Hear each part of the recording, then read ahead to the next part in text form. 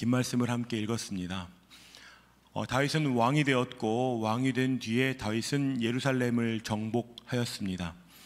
다윗은 왕이 된 다음에도 아주 명확하게 알고 있던 사실이 하나 있습니다. 그것은 저희가 지난주 설교 말미에 읽었던 말씀입니다. 사무엘하 5장 12절 말씀입니다. 다윗이 여호와께서 자기를 세우사 이스라엘 왕으로 삼으신 것과 그의 백성 이스라엘을 위하여 그 나라를 높이신 것을 알았더라. 다윗은 그것을 분명하게 알고 있었습니다. 하나님께서 이 모든 것을 주관하고 계시는구나. 나는 내 실력으로 왕이 된 것이 아니라 하나님이 이 모든 것을 이루어 가시는 과정 가운데 나를 왕으로 세우셨구나 라는 것을 알았습니다. 다윗이 어렸을 때 사무엘 선지자로부터 기름 부음 받은 직후에 왕이 되었다면 아마 이렇게까지 알지는 못했을 것입니다. 다윗이 사울로부터 공격당하던 시간들, 사람들로부터도 외면당한 채 유다의 왕으로 살던 7년 반 동안의 시간 동안 다윗은 하나님의 마음을 아는 사람이 되었습니다. 하나님이 나에게 어떠한 일을 행하시는지, 내가 받은 은혜는 무엇인지, 그리고 하나님이 여전히 내가 왕이 되는 것이 아니라 하나님이 우리 이스라엘의 왕이시구나 라는 것을 다윗은 이제 분명하게 알게 되었습니다.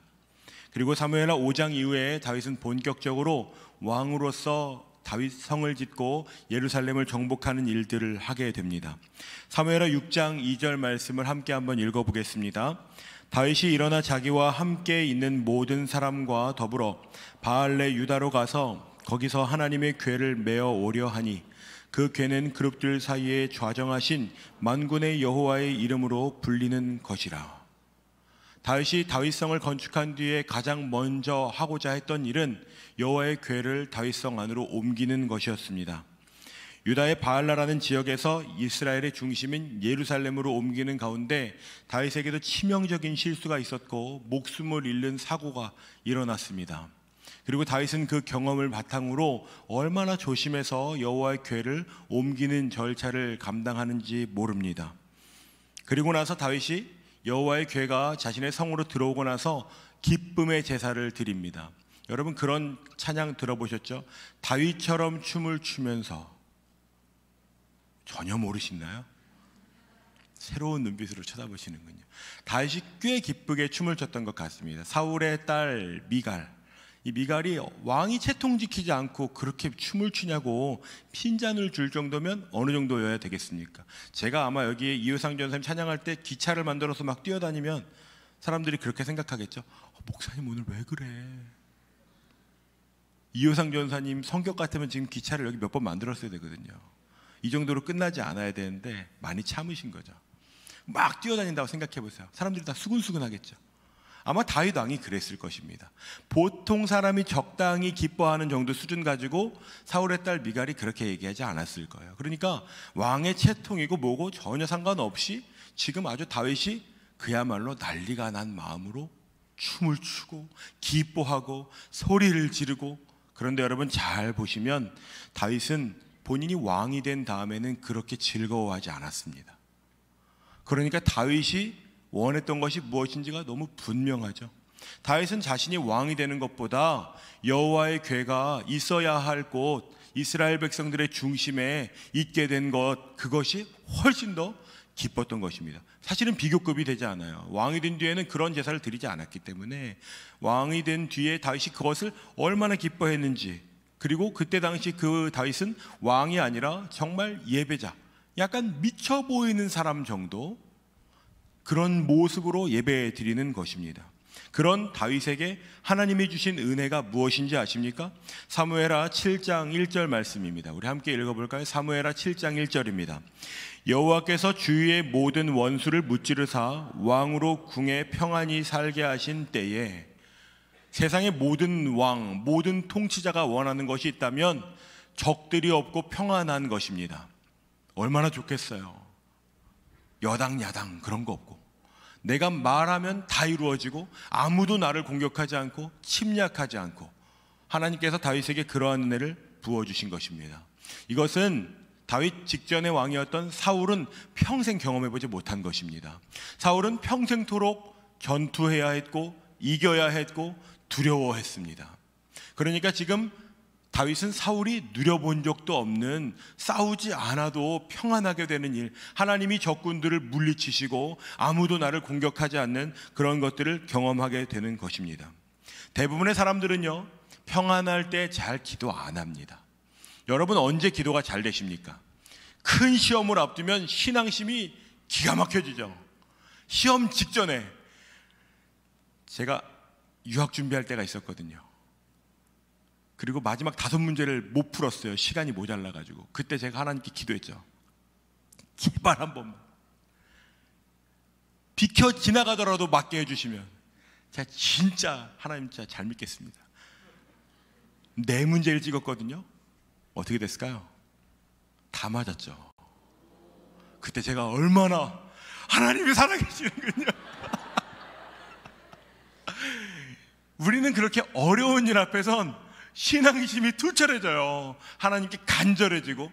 근데 막상 내가 계획한 일들이 잘 풀리면 어김없이 역시 난 좀 괜찮구만. 노력한 자에게는 열매가 따른 그런 거죠. 다윗은 어땠을까요? 다윗은 아주 평안할 때 다윗이 바라보고 있던 것이 딱 드러납니다. 사무엘하 7장 2절과 3절 말씀을 함께 읽어보고자 합니다. 읽어보겠습니다. 왕이 선지자 나단에게 이르되 볼지어다 나는 백향목 궁에 살거늘 하나님의 궤는 회의장 가운데에 있도다. 나단이 왕께 아뢰되 여호와께서 왕과 함께 계시니 마음에 있는 모든 것을 행하소서 하니라. 다윗은 평안했을 그때에 내 나라 내가 원하는 것이 아니라 하나님의 임재가 어디에 있지를 기억했습니다. 지금 하나님은 어디에 계시지? 라는 것을 기억한 것입니다. 여러분, 관심이 있어야 시선이 머물고 시선이 머물러야 마음이 생깁니다. 요즘 제 아내가 좋아하는 것이 식물들이 잎이 피는 거예요. 한동안 식물들이 잎을 피우지 않아서 되게 속상했거든요. 그래서 다시 저희가 마음을 먹고 잎을 막 피우기 시작했어요. 그러니까 제가 교회 오기 전에 가장 먼저 하는 게 뭔지 아세요? 식물 등을 키는 거죠. 왜일까요? 그걸 바라보고 있을 아내를 생각하면 그거 키고 출근하고 싶은 마음이 조금 드는 거예요. 여러분, 관심이 있어야 뭔가 하고 싶은 마음이 막 드는 거잖아요. 회사에서는 왜 그런 마음이 들지 않을까요? 관심이 별로 없거든요. 오늘도 잘 지나갈 거야. 뭐야, 아직 11시라고? 뭐 이렇게 되는 거잖아요. 여러분, 다윗이 지금 하나님의 임재가 어디에 있는지, 내 궁궐은 이렇게 멋들어지게 지었는데 지금 하나님의 임재가 있는 성막은 어떻게 되어 있지? 거기에 관심이 가고 마음이 쓰이고 생각이 나고 바라보게 되고 비교하게 되는 것입니다. 그러니까 다윗이 지금 그것을 생각하는 것이죠. 나는 지금 굉장히 멋진 백향목 궁에 있는데 하나님의 언약궤와 하나님의 성전은 너무 초라하게 있는 것 아닌가? 라는 마음이 든 것입니다. 그러니까 나단 선지자가 그 마음을 보고 뭐라고 하냐면 여호와께서 왕과 함께 하신다. 이 말은 다시 말하면 이런 것입니다. 당신의 마음이 여호와의 마음과 같군요. 여호와께서 왕과 함께 하신다. 이해되십니까? 그러니까 그 마음에 행하는 대로 하십시오 라고 말해주는 것입니다. 그것이 하나님의 마음인 것이죠. 하나님께서 기뻐하셨을까요? 나단 선지자는 아주 기뻐했던 것으로 보입니다. 그런 생각을 하시다니 진짜 대단하시군요. 그 마음 먹으신 대로 행하십시오. 그런데 하나님의 마음은 조금 다른 것 같습니다. 하나님은 오히려 나단 선지자를 통해서 2가지 역질문을 하십니다. 화면을 한번 보시겠습니까? 첫 번째는 이것입니다.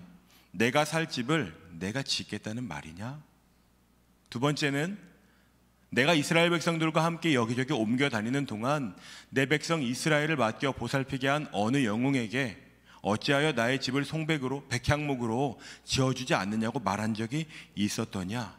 라고 역으로 질문하시는 것입니다.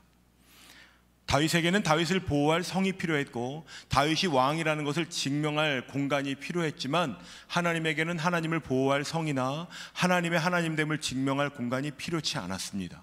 왜 그럴까요? 온 천지 만물이 하나님의 하나님 되심을 드러내고 있기 때문입니다. 하나님이 거하실 곳은 하나님이 원하시면 그 어디에도 거하실 수 있었기 때문입니다. 그런 하나님이 거할 곳을 다윗이 지어드리겠다고 하는 이 마음이 어떤 의미였을까요? 하나님은 누구에게도 왜 내 집을 지어주지 않느냐고 말씀하신 적이 없습니다. 하나님은 온 땅의 주인이시거든요. 출애굽기 말씀이 이렇게 기록하고 있습니다. 19장 5절 말씀을 우리 함께 읽어보겠습니다. 세계가 다 내게 속하였나니 너희가 내 말을 잘 듣고 내 언약을 지키면 너희는 모든 민족 중에서 내 소유가 되겠고. 이 문장의 첫 시작이 여러분 무엇인지 보셨죠? 세계가 다 내게 속하였다고. 하나님은 이 모든 천지 만물이 하나님의 것임을 이미 천지 창조로부터 영원히 드러내고 계시는 분이십니다. 그러니까 그런 하나님께서 이렇게 말씀하시는 것이죠. 사무엘하 7장 6절입니다. 함께 봅시다. 내가 이스라엘 자손을 애굽에서 인도하여 내던 날부터 오늘까지 집에 살지 아니하고 장막과 성막 안에서 다녔나니. 모든 세계가 다 내 것인데 내가 이스라엘 너희들이 출애굽한 이후부터 내가 너희와 함께 장막과 성막에서 지금까지 지내고 있었다고. 공동번역은 조금 더 쉽게 풀어서 설명하고 있습니다. 제가 읽어보겠습니다. 나는 이스라엘 자손을 이집트에서 이끌어내던 때부터 지금까지 천막을 치고 옮겨 다녔고 집 안에서 살아보신 적이 없다. 그러니까 지금 하나님은 이스라엘을 위해서 가출을 하신 거죠. 모든 곳에 거할 수 있는 하나님께서 지금 그 모든 곳에 거할 수 있는 영광을 포기하시고 이스라엘이 폈다가 걷었다가 옮겨 다니는 장막에 거하시기로 작정하신 것입니다. 그러니까 하나님이 얼마나 이 이스라엘과 함께하는 것에 우선순위를 두고 기뻐했는지 아십니까? 그것이 느껴지십니까? 온 땅의 아름다운 곳에 여러분 에어비앤비 앱을 켜서 몇 군데만 검색해봐도 평생에 한 번 가보면 좋겠다, 그런 곳이 있지 않습니까? 하나님이 더 아름다운 곳도 당연히 아시고 하나님의 영광이 드러날 만한 곳도 당연히 있으시죠. 그런데 하나님은 지금 하나님의 언약 백성인 이스라엘과 함께하는 것을 선택하신 것입니다. 그런데 이스라엘은 안타깝게도 전혀 거룩하지 않습니다. 방금 저희가 읽은 출애굽기 말씀처럼 너희가 내 말을 듣고 내 언약을 지키라고 하는 이 언약을 이스라엘은 덜 지키거나 안 지키는 정도가 아니라 온 힘을 다해 거절합니다. 하나님의 언약을 지키라고 하는 하나님의 애원을 못 들은 척하는 정도가 아니라 마치 그것을 파기하기 위해 애쓰는 사람들처럼 살아갑니다. 그런데도 하나님은 그들과 함께 하시는 것을 포기하지 않고 계시는 것이죠. 여러분, 이것이 하나님의 은혜입니다. 하나님께서 직접 언약을 맺으셨고 내가 너희를 포기하지 않겠다고 약속하신 그 하나님의 놀라운 은혜가 지금 이스라엘 백성과 함께하고 있는 것입니다. 여전히 이스라엘은 경건하지 않고 거룩하지 않고 하나님의 임재가 드러날 만한 그런 그릇이 아님에도 불구하고 하나님이 이스라엘 백성과 함께하고 계시는 것입니다. 그런 놀라운 은혜의 하나님께서 다윗에게 이렇게 말씀하십니다. 8절과 9절입니다. 그러므로 이제 내 종 다윗에게 이와 같이 말하라. 만군의 여호와께서 이와 같이 말씀하시기를 내가 너를 목장 곧 양을 따르는 데에서 데려다가 내 백성 이스라엘의 주권자로 삼고 내가 가는 모든 곳에서 내가 너와 함께 있어 내 모든 원수를 내 앞에서 멸하였은즉 땅에서 위대한 자들의 이름같이 내 이름을 위대하게 만들어 주리라. 하나님께서 양치던 다윗을 데려다가 왕으로 만드셨는데 그것으로 그치지 않고 내가 너를 그곳에서 지금까지 인도했는데 이게 끝이 아니야. 내가 너를 그 모든 원수들을 멸하는 것을 경험하게 할 거고 내가 그 어떤 사람보다 너의 이름을 위대하게 만들어 줄 거야 라고 약속하시는 것입니다. 여러분, 이것은 하나님이 다윗에게 써주는 백지수표 같은 것입니다. 하나님이 해줄 수 있는 그 어떤 약속보다 위대한 약속입니다. 그런데 다윗이 이 약속을 받게 된 근거는 여러분 무엇인지 아십니까?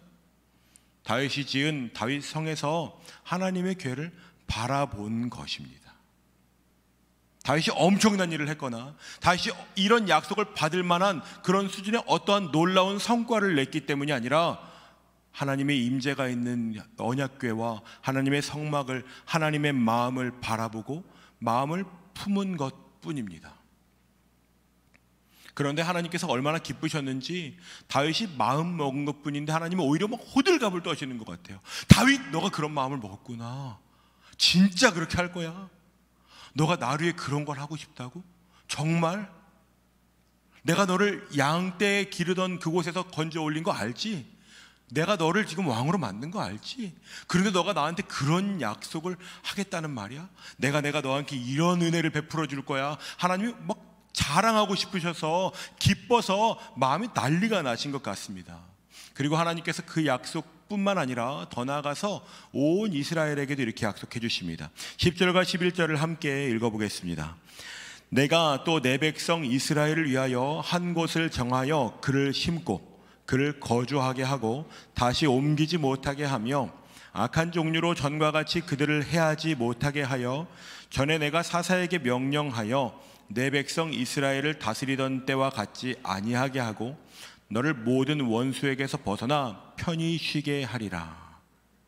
지금까지는 너무너무 불안한 식물과도 같았는데 아내가 종종 분갈이를 하면 실패할 때가 있어요. 그러니까 이 식물이 얼마나 예민한지 모르죠. 그런데 하나님께서 지금 이스라엘 백성을 식물로 말씀하시면서 제가 뭐 식물등 켜주고 선풍기 켜주고 뭐 볕을 쐬주고, 하나님이 그걸 자연을 만드신 분이 이스라엘 백성을 완벽하게 케어하시겠다고 약속하고 계시는 거죠. 다윗이 하나님께 그 마음을 품었더니 하나님이 천지를 만드셨던 실력으로 이스라엘 백성을 보호하시겠다고 약속하시는 것입니다. 예레미야 17장 7절 말씀에 보면 이런 약속이 있습니다. 여호와를 의지하며 의뢰하는 사람은 복을 받을 것이라고. 물가에 심어진 나무가 그 뿌리를 강변에 뻗치고 더위가 올지라도, 더위는 올 수 있죠. 하지만 그럼에도 불구하고 잎이 청청해질 것이라고. 환난을 만나긴 되겠지만 결코 망하지 않을 것이라고. 걱정이 없고 결실이 그치지 않게. 하나님이 그러한 축복을 약속하시는 것입니다. 이스라엘은 여전히 변하지 않았습니다. 거룩하지 않고 하나님의 백성다운 어떤 아름다움이 없음에도 불구하고 하나님 그렇게 축복하시는 것입니다. 7장 11절의 후반절을 보면 하나님이 더 약속하시는 것이 있습니다. 11절 후반과 12절을 읽어보겠습니다. 여호와가 또 내게 이르노니 여호와가 너를 위하여 집을 짓고 내 수한이 자서 내가 내 몸에서 날 내 씨를 내 뒤에 세워 그의 나라를 견고하게 하리라.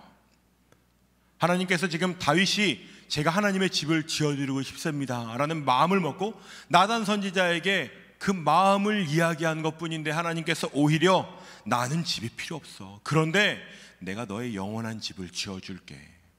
나 여호와가 너를 위한 집을 지어주겠다고 말씀하시는 것입니다. 여러분 느끼실 때 이것이 평등해 보이십니까? 다윗이 고백한 고백과 하나님이 약속해 주시는 축복이 평등해 보이십니까? 아무리 다윗이 위대한 성인군자라도 하나님의 축복과 비할 수 있겠습니까? 그런데 지금 다윗은 마음만 먹었다니까요. 그런데 하나님께서 그 약속을 쏟아부어 주시는 것이에요. 지금 다윗이 벽돌 하나를 쌓지도 않았습니다. 나뭇가지 하나를 자르지도 않았어요. 어디에 짓지라는 것을 생각하거나 땅을 그림을 그린 적도 없습니다. 그런데 하나님께서 그 작은 동기, 다윗의 관심, 다윗의 마음이 지금 하나님의 임재와 하나님의 마음은 어디에 있을까, 하나님의 필요는 무엇일까를 바라보던 그 시선 하나만으로 하나님 지금 감동하시고 기뻐하시고 어떤 복을 더 줄 수 있지 하면서 하나님 마음을 막 뒤적거리시는 것 같아요. 내가 뭘 더 줄 수 있을까? 이건 어때? 이거 주면 어때? 이건 너한테 혹시 필요하지 않니? 그런 마음이 지금 하나님의 마음이십니다. 하나님은 전혀 멈추실 생각이 없어 보이십니다. 14절부터 보면 이렇게 기록되어 있습니다. 나는 그에게 아버지가 되고 그는 내게 아들이 되리니 죄를 범하면 사람의 매와 인생의 채찍을 당하겠지만 결과적으로 내가 사울처럼 그 왕위를 빼앗진 않을 거야. 그러니까 이 말은 다시 말하면 다윗의 아들은 아마 저기 기록된 대로 사람의 매와 인생의 채찍을 맞아야 할 일을 할 수 있다는 암시가 담겨 있죠. 그럼에도 불구하고 하나님께서 내가 너와 한 약속을 빼앗지 않을 거야, 취소하지 않을 거야. 그러니까 얼마나 위대한 약속입니까? 영원히, 사람이 영원히 사랑해 해도 참 대단한 고백이죠. 그런데 정말 영원부터 영원까지를 알고 계신 하나님께서 너의 집과 나라와 그 민족이 내 앞에서 영원히 보존될 것이라고, 너의 왕위가 영원히 견고할 것이라고 약속하시는 건 정말 엄청난 일입니다. 다윗이 고백한 건 뭐라고요? 마음 먹은 것 뿐이라고요. 내가 지금 무엇을 할 수 있을까? 하나님이 원하시는 것은 무엇일까? 하나님이 왜 나를 왕이 되게 하셨을까? 그럼 나는 무엇을 할 수 있지? 내가 누리고 있는 것과 하나님의 것을 보니 이걸 내가 혹시 할 수 있지 않을까? 그런 마음이 드는 것입니다. 다윗이 여러분 왕이 되었기 때문에 어느 날 갑자기 그런 마음이 불쑥 든 것이 아닙니다. 하나님이 다윗을 주목하신 때는 왕이었을 때가 아니었기 때문입니다. 시편 78편 70절과 71절을 함께 읽어보겠습니다. 또 그의 종 다윗을 택하시되 양의 우리에서 취하시며 전양을 지키는 중에서 그들을 이끌어내사 그의 백성인 야곱 그의 소유인 이스라엘을 기르게 하셨더니, 다윗은 양을 기르고 있었는데 하나님은 그 손끝에서 이스라엘 백성을 기르는 것을 연습하게 하셨고 그 마음을 부어주고 계셨습니다. 그리고 오늘 하나님 너무 기쁘신 거죠. 너 그때 가졌던 그 마음을 지금도 가지고 있구나. 내가 너를 왕으로 세우려고 했을 때 바로 그 마음이었어. 그 마음이 너에게 지금도 있구나. 그것이 하나님 너무 기쁘신 것이죠. 그러니까 내가 너의 연약함을 다 아는데, 내가 너가 완성되지 않은 것을 아는데, 너에게 있는 씨름이 있고 두려움이 있고 아픔이 있는 것을 내가 아는데, 여러분 10년 넘게 누군가로부터 공격을 당했다면 그게 한순간에 치유되지 않습니다. 누군가가 칼을 가는 소리만 들려도 깜짝 놀라서 깼을 거예요. 굴 같은데 주변에 어슬렁거리다가 거기 지나가다면 쳐다보고 싶지도 않았을 겁니다. 제가 군대 가가지고 훈련받은 곳이 영천이라는 곳이거든요. 형제님들 무슨 얘기할지 아시겠죠? 전 그 주변을 궁금해하지도 않습니다. 안타깝게도 다시 가고 싶지가 않아요. 제가 거기에서 25kg가 빠졌어요. 사람이 죽었다가 살아난 거죠. 다시는 안 가고 싶어요. 4개월밖에 안 됐는데 다윗이 10년 넘게 도망쳤다고요. 누군가가 다윗을 조금만 위협하면 트라우마가 없었겠습니까? 두렵죠. 왕으로 살면서 두렵기도 했을 겁니다. 그런데 다윗이 그럼에도 불구하고 하나님의 집을 짓는다고 고백하는 것이죠. 여러분, 다윗이 하나님의 집을 지으면 하나님의 영광이 더해집니까? 사실 그렇지는 않습니다. 왜냐하면 온 천지 만물이 하나님의 영광을 찬양하기 때문이죠. 시편에 이렇게 기록되어 있습니다. 여호와 우리 주여, 주의 이름이 온 땅에 어찌 그리 아름다운지요. 주의 영광이 하늘을 덮었나이다. 그 영광이 넓은 하늘을 덮었다고요. 그러니까 온 영광이 다 드러나요. 그런데 그런 영광을 가지신 하나님께서 우리에게 기대하시는 것이 있습니다. 그것은 하나님이 우리를 향해 우리를 만드신 목적입니다. 이사야 43장 21절을 함께 읽어보겠습니다. 함께 큰 목소리로 읽어봅시다. 이 백성은 내가 나를 위하여 지었나니 나를 찬송하게 하려 함이니라. 하나님이 우리에게 기대하시는 것은 이것입니다. 여러분, 창세기의 천지 창조에서 하나님께서 이렇게 말씀하셨습니다. 보시니 좋았더라 라고 말씀하신 근거는 무엇인지 아십니까? 하나님이 말씀하신 그대로 되니라 라고 하는 표현입니다. 그러니까 하나님께서는 하나님이 말씀하신 그것이 그대로 이루어지는 것을 바라보실 때 참 좋구나, 정말 최고야 라고 말씀하시는 거죠. 그러니까 그런 하나님께서 우리에게 기대하시는 것이 우리의 삶을 다하여 하나님의 영광을 드러내는 것입니다. 그게 하나님의 영광이 더해지는 건 아니죠. 하지만 연약하고 여전히 실수하고 죄도 짓지만 그럼에도 불구하고 하나님은 우리의 찬양을 받기 원하시는 것입니다. 다윗의 이 마음 하나님 너무 기뻐하셨죠. 이스라엘 백성들이 아름답게 살아서 수준이 뛰어나서 하나님이 이스라엘 백성과 함께 하신 것이 아닙니다. 하나님은 이처럼 하나님의 마음을 아는 그 한 사람을 통하여 이스라엘 백성을 인도해 가시는 것입니다. 그러니까 이스라엘 백성이 지켜야 하는 마음은 변하지 않는 한 가지입니다. 그것은 무엇일까요? 사무엘상 12장 25절 말씀입니다. 함께 읽어볼까요? 너희는 여호와께서 너희를 위하여 행하신 그 큰 일을 생각하여 오직 그를 경외하며 너희의 마음을 다하여 진실이 섬기라. 그러니까 우리는 진실이 하나님의 마음을 다하여 섬겨야 하는 것입니다. 여러분의 삶을 바라보면 이미 틀린 것 같이 느껴지시지 않습니까? 진실이 하나님을 섬기고 하나님을 위하여 찬양하는 삶 멀리 느껴지실 것이라고 생각합니다. 하지만 여러분, 다윗도 완벽하지 않았고 이스라엘 백성들도 여전히 하나님을 배신하고 하나님의 언약을 깨고 하나님을 무시하고 우상 숭배하고 음란한 삶을 삽니다. 그런데도 하나님은 여전히 기다리세요. 그리고 때때로 모세를 통하여, 사무엘을 통하여, 다윗을 통하여 하나님의 마음을 찾는 그 사람, 우리가 따라갈 사람들을 알게 하십니다. 이후에도 예수님을 따르던 제자들 그리고 초대교회 성도들은 여러분 목숨을 잃는 위협 가운데 이 복음을 지키며 살아가는 삶을 살았습니다. 하나님을 영화롭게 하는 삶, 하나님을 온전히 경외하고 그 마음을 다하여 진실히 섬기는 삶, 내 목에 칼이 들어와도 믿음을 포기하지 않는 삶을 살았었습니다. 그런 사람들 가운데 하나님께서 언약을 계속해서 맺으시는 거죠. 예레미야 31장에 보면 이런 말씀이 있습니다. 하나님께서 성전과 약속의 땅을 다 잃어버린 이스라엘 백성들에게 이렇게 말씀하십니다. 내가 이스라엘 집과 유다 집에 새 언약을 맺으리라.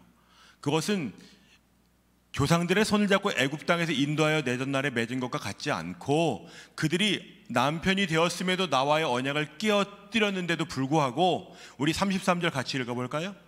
그러나 그날 후에 내가 이스라엘 집과 맺을 언약은 이러하니 곧 내가 나의 법을 그들의 속에 두며 그들의 마음에 기록하여 나는 그들의 하나님이 되고 그들은 내 백성이 될 것이라. 이스라엘 백성들이 언약을 깨뜨리고 성전을 잃어버리고 하나님의 백성으로서의 정체성을 다 상실해버린 그때에 하나님은 다시 이 일을 하고 싶으신 것입니다. 내가 이제는 그런 건물에 특정한 장소가 아니라 내 백성의 마음에 새로운 언약을 맺겠다. 다윗과 약속하셨던 것처럼 내가 너와 다시 이 언약을 맺을 거야. 내가 너희의 하나님이 되고 너희는 나의 백성이 되게 할 거야. 내가 너희를 결코 포기하지 않을 거야. 하나님께서 오늘 다윗에게 약속하셨던 것 같이 오늘 저와 여러분에게 그렇게 약속하시고 새로운 언약을 맺으셨습니다.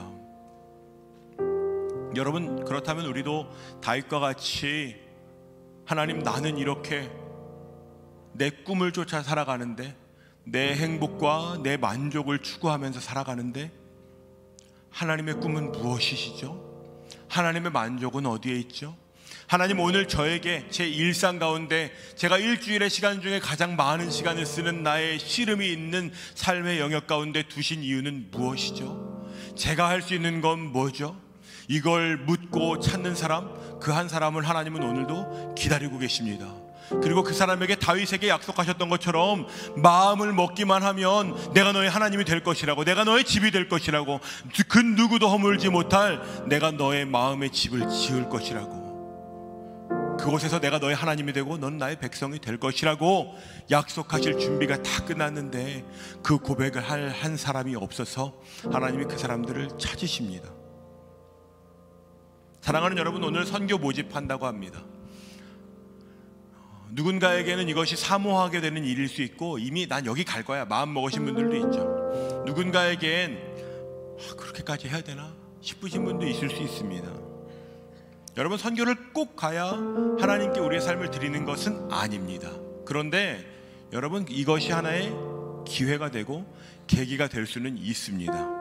적지 않은 재정과 시간과 눈치를 보고 동료들한테 굽신굽신 대기도 해야 하고 미안한 마음을 얘기하기도 해야 되고 막상 선교 신청했는데 꽤 빡세요.